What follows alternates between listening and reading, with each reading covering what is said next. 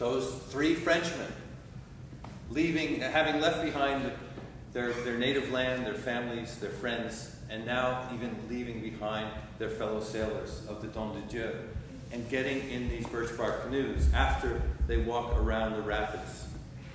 And we can read about that. You know, when Pete told that story, you know, that I was saying, you know, there was no map of that, right? Champlain was a map maker. And so we have his maps to go back and see and to try and figure out where was he, you know, where did he come. Same thing with Henry Hudson from Jewett's Journal of the 1609 voyage of the Half Moon. These wonderful records of what had took place in the past.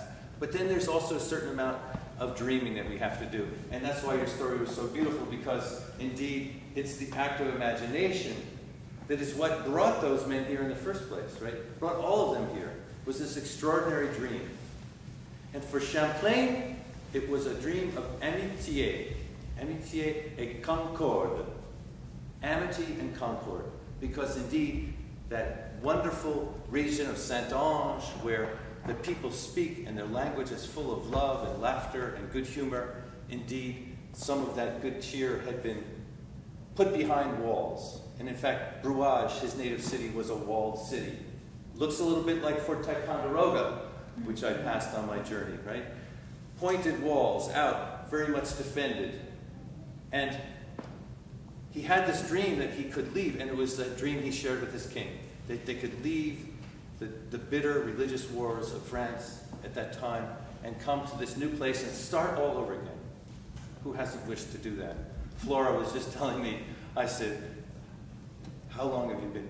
I came from Alabama. Right? She wanted me immediately to know her origin and then speak of this journey she made. We've all made these extraordinary journeys. And perhaps that's why we can get excited about a journey of this nature, this grand voyage of 400 years ago.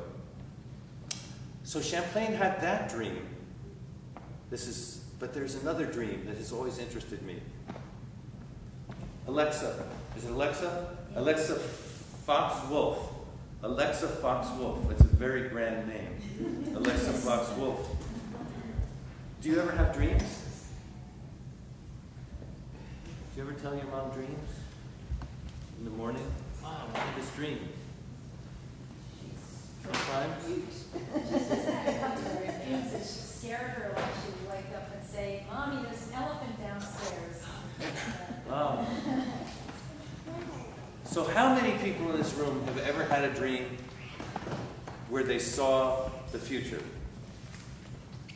Who's had a dream of seeing the future? I have to see this once again. Those who've dreamed that they've seen the future, had a dream and you saw something happen in your dream that came true.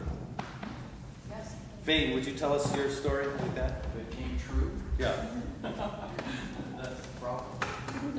That's the problem. No, rarely does that. I can't remember one offhand. I've seen the future, but not the one that's come true. Ah, okay. So there are those dreams, but then the dreams come unbidden to us, right? I mean, they're the dreams that we dream consciously, but they're the dreams at night that come to us unbidden.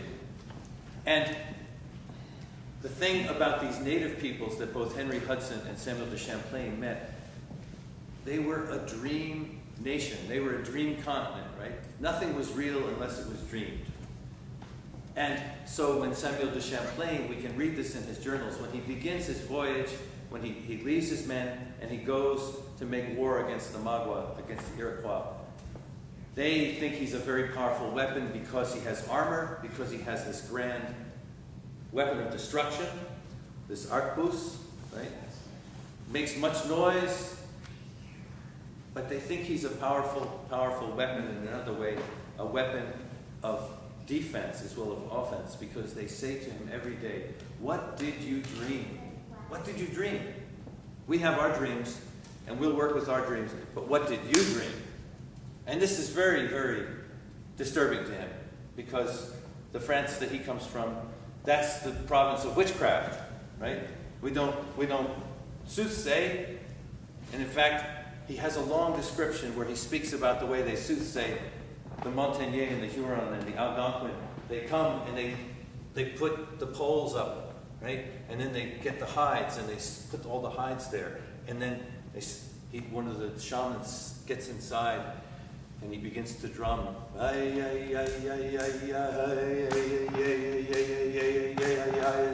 as Champlain describes it, he's really grabbing hold of the tent frame and maneuvering it and saying that the spirits are coming down and making all the sounds of the spirits. But indeed, this is what happens. The spirits come down through the hole in the tent and shake the tent. And shake the tent and then possess the shaman and then give the shaman information. This is a deadly mission that they're on. It's a great war. It's a preemptive strike, if you will. This is what Champlain's voyage is. His voyage that he's been knit into of his native allies, the Algonquin, the Huron, and the Montagnais, because the Magua have been aggressively expanding their territory and driving them out of their own homeland. And so it's very important that they have all the intelligence that they can gather. And the shaking tent performs that for them. But along with that, he said, what did you dream? And he's dismissing it. He says, they're like monkeys. They sit on their haunches and they take it for granted that this is true when it's all just jugglery. It's all fakery. It's all trickery.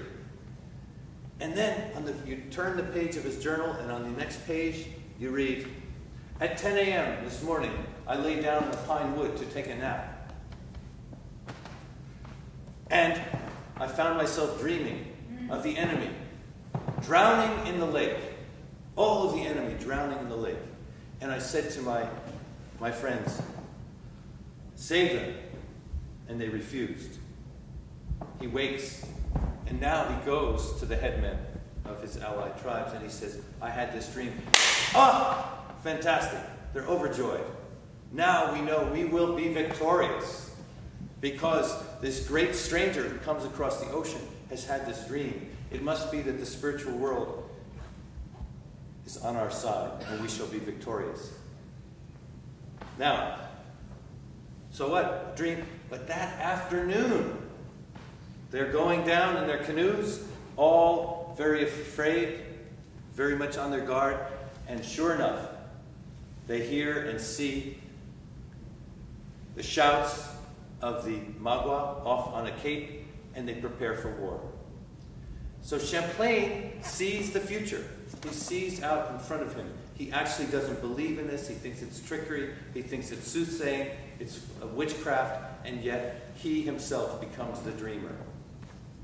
And his dream of amitié, of amity, of peace and friendship goes right out the window, because indeed, after an evening of shouting back and forth, insults at each other, and saying how much blood they're going to spill of their enemy, the next day he steps out in the middle after they're arranged, facing one another, and all of a sudden all of his allies step to one side, they part, and as he shows in his own drawing, he fires from the arquebus.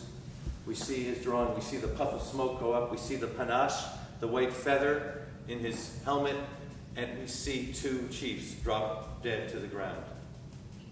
And now is done the dream of amitié, of friendship, of concord. Now he has united his nation, France, as an ally of these warring Northern Confederacy. And it will, of course, drive the Iroquois, the Magua, the Mohawk, into the arms of the English, the great rival of France, right? So we have these two warring nations. It's a very difficult thing, amitié, to keep amity alive. And so it was 100 years ago. How many of you know the statue right here in, I don't know, what's it called? Under Plank. What's that? Is it a little park? What's it called there? And it says 1909 Hudson Fulton? Yes. Yes. Bronze statue, yeah. So if you have not seen that statue, please go and make a pilgrimage there. Make a small pilgrimage there, as I will tomorrow. And visit that place, because that is one small indicator of how 100 years ago, the people of this valley, the Hudson Valley, and the people of my valley, threw an extraordinary party, the biggest party that had ever been seen, in Manhattan. In Manhattan, the place that really knows how to throw a party, right? This was the biggest deal they had ever had.